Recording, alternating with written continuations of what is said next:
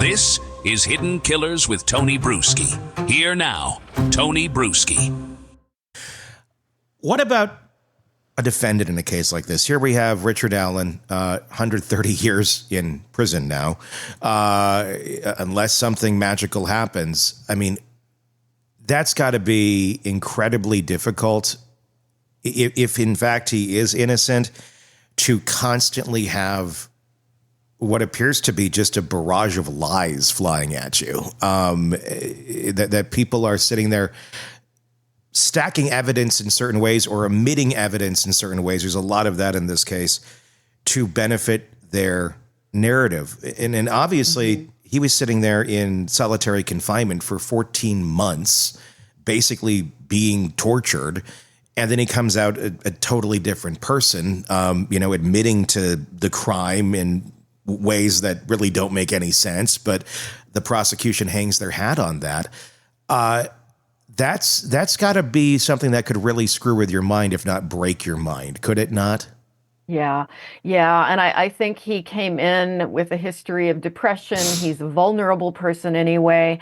And I would think, I can only speculate, not knowing him, but I think anybody would be impacted tremendously. And if you're vulnerable, that could be the factor that contributed to his clear psychotic break. And not only confessing to the killing of the girls, but also that he killed his grandchild, which he doesn't have, So as I always say, a psychotic confession is not a real confession, and it's just tragic. And I think he's probably given up all hope at this point and just accepting that this is his awful fate.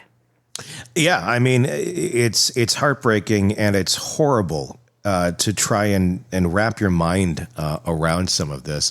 When we look at some of the people in this case specifically that were pointed out very early on, like the Keegan Klein character specifically, that's the one that very much baffles me. And I don't quite grasp how prosecution got into the hole that they did of not exploring him further and exploring Ron Logan further, especially when you have the FBI going, this is a little interesting over here.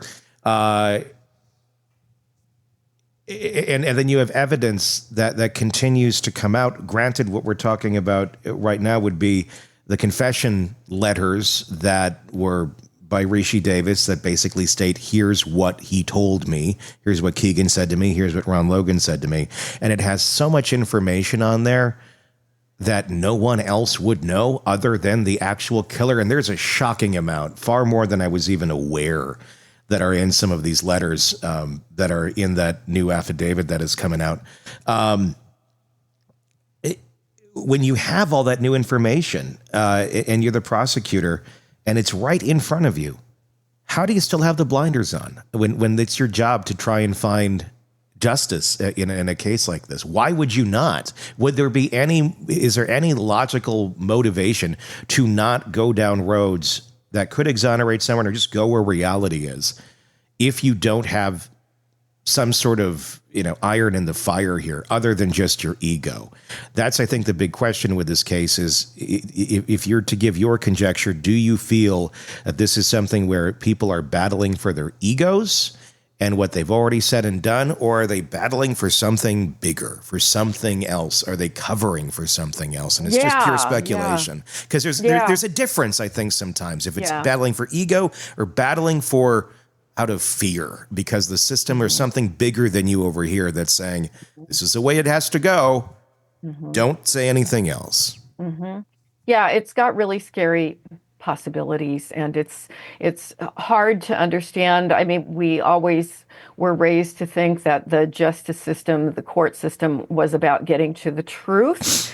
And we know after looking at cases over the last few decades, and certainly with DNA evidence where so many people have been exonerated, that the system doesn't really work about getting to the truth. That's what it's supposed to do, but it really doesn't. And so is there something even more nefarious going on here?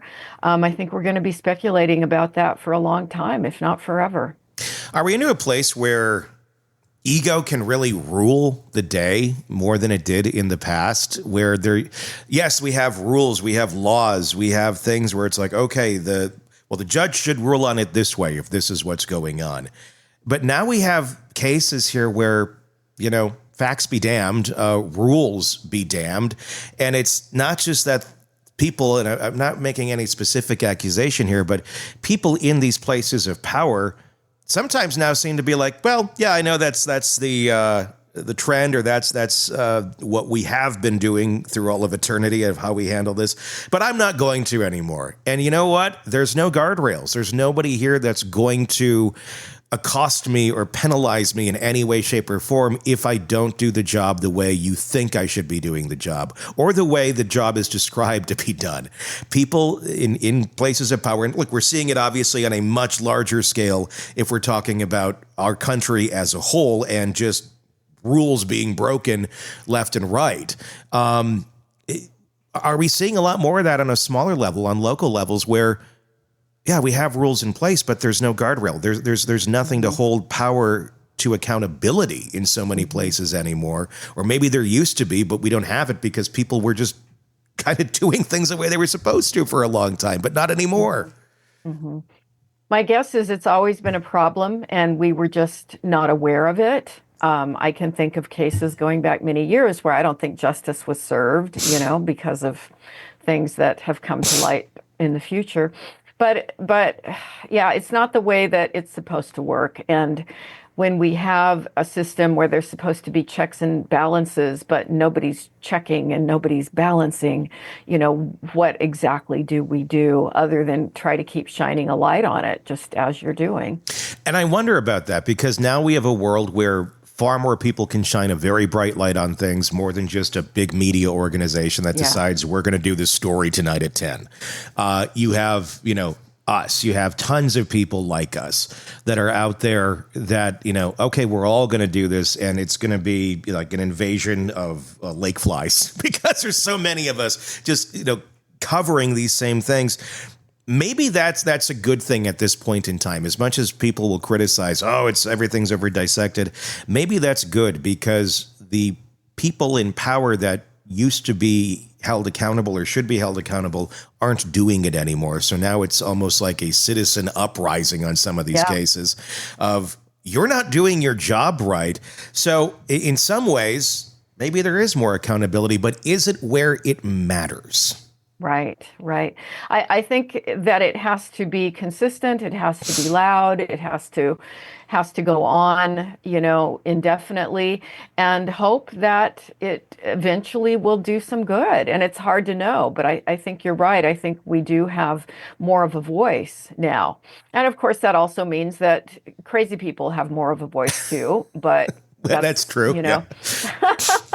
That's all we can do, is keep trying to put the truth out there, or put in place the voice of reason, and the voice that's always saying, what, we can't just swallow a single story, particularly when facts indicate otherwise.